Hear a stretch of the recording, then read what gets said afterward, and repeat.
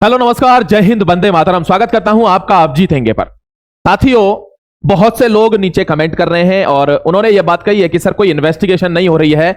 लोगों ने ट्रेंड भी चलाया फर्स्ट पर, यानी 1 नंबर पर ट्रेंड भी करा है ये वाला दिल्ली पुलिस वाला प्रोग्राम, लेकिन there is no investigation at all. कोई ऐसी इन्वेस्टिगेशन नहीं है और ना ऐसा होने के चांसेस बन रहे हैं। हालांकि डिपार्टमेंट में ये बातें चली हैं, हर आदमी कंसर्न भी है कि इतने बड़े लेवल पर स्कैम हुआ है क्या। लेकिन दोस्तों, आपने पिछले भर्तियों में भी देखा होगा, ऐसी आवाजें उठी हैं, बट बहुत कम होता है, बहुत बिड़ला होता है कि ऐसी चीजों पर ध्यान दिया जाता है जब बहुत ही कुछ एक्स्ट्रा ऑर्डिनरी आप करने लगते हैं तब।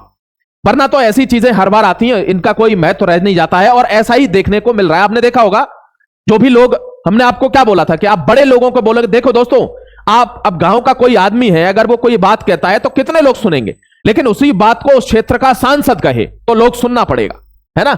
इसीलिए आपको कहा जाता है, ऐसा नहीं है कि कोई और आदमी आपके साथ नहीं रहेगा, बट इसीलिए कहा जाता है। बट मुझे क्या लगता है कि यह भर्ती आगे बढ़ चुकी है। अभी यह पर्सनल एनालिसिस आपको बता रहा हूं, पर्सनली लग रहा है कि यह भर्ती आगे बढ़ चुकी है। अब आप लकीर पीटने से कोई फायदा होने वाला है नहीं, है ना। री एग्जाम तो भूल ही जाओ, यह सब तो बहुत अलग चीजें हैं, ये तो बिल्कुल ही कैंसिल ही कर देता हूं। देखिए मैं इसको, क्योंकि इसके तो समीकरण नहीं बन रहे। इसके समीकरण बनते हैं तो कहीं जाकर इसके समीकरण बनने लगते हैं।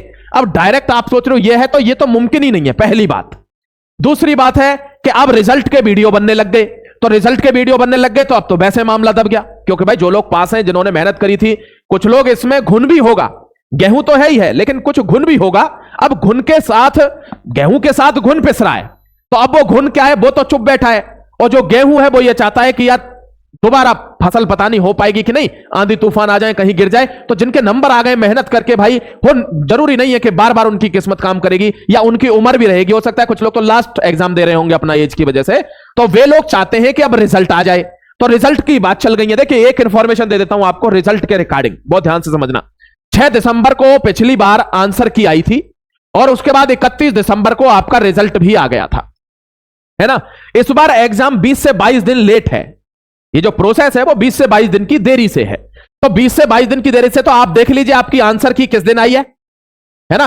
क्योंकि आंसर की के लिए भी बहुत ऐसे बोल रहे थे कि ये फलाने दिन आएगी, फरवरी के लास्ट वीक तक आंसर की आ जाएगी। आंसर की कब की पड़ी हुई है, समझ गए।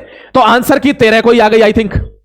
तो 13 से अब आप लगा लीजिए रिजल्ट कब आ जाएगा। मेरा इंट्यूशन तो कहता है, मतलब ऐसा नहीं है कि मैं सही हो जाऊंगा, और हो सकता है कुछ लोग कहेंगे कि इस तारीख को तो कभी ही नहीं आ सकता, बट मुझे क्या लग रहा है मैं आपको बता देता हूं कि मेरा इंट्यूशन कह रहा है कि 12 फरवरी इस तक आपका रिजल्ट डिक्लेयर हो सकता है।